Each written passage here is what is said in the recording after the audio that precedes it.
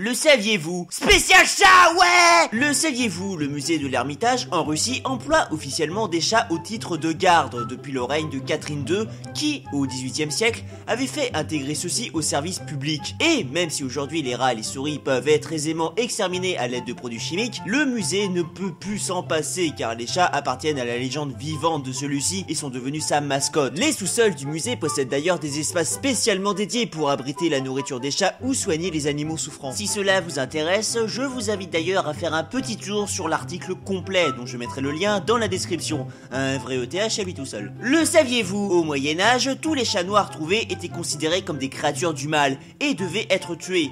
Mais si ceux-ci possédaient une tache blanche sur leur corps, ils pouvaient en revanche être sauvés de leur destin funeste. Ouais, il en a eu. Le saviez-vous? Le nom de chat sylvestre provient du latin silva qui signifie forêt. C'est donc un félin qui provient des forêts européennes. Donc, en conséquence, Gros Minet, dont le vrai nom est Sylvestre, est un immigrant. Le saviez-vous? Des études génétiques ont démontré que sur 10 chats blancs aux yeux bleus, environ 6 à 8 étaient sourds d'une oreille ou deux. Ce à cause de l'allèle W à l'origine de la couleur blanc dominant, qui est directement responsable d'une dégénérescence de l'oreille interne, occasionnant la surdité, ainsi que les gènes occasionnant la couleur de leurs yeux. En effet, statistiquement, les chats blancs aux yeux bleus sont 2 fois plus souvent sourds que leurs collègues aux yeux verrons, eux-mêmes 2 fois plus souvent atteints que leurs homologues aux yeux colorés. Le saviez-vous? Les chats peuvent boire de l'eau de mer pour se réhydrater. En effet, quand l'apport d'eau douce leur devient insuffisant, leurs reins sont suffisamment efficaces pour se réhydrater en consommant de l'eau salée. En effet, ceux-ci sont capables d'expulser le sel tout en permettant à l'eau potable d'être filtrée, ce afin de les aider à survivre en période de sécheresse. Bon, par contre, faut qu'ils vivent à côté de la mer. Le saviez-vous? Le chat le plus vieux du monde s'appelait Crème Puff. Il mourut à l'âge mémorable de 38 ans et 3 jours. Le saviez-vous? Le chat possède l'organe de Jacobson, qui est, en un certain sens, un 6e sens, car il lui permet de goûter les odeurs. Je m'explique.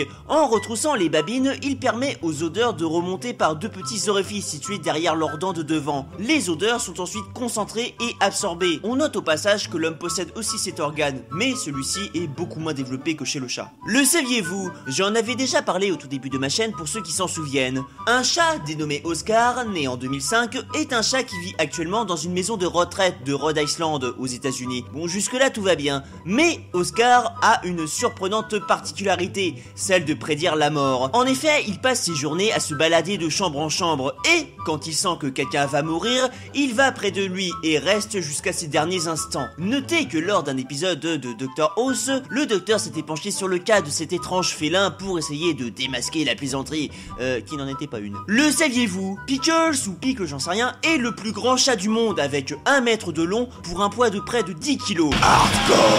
Le saviez-vous? Les chats de race Munchink et Shokum ont la particularité d'avoir des pattes très courtes, un peu comparables à celles d'un basset. Le nom de ces chats viendrait des nains Mushking parus dans le film Le Magicien d'Oz. Comme quoi...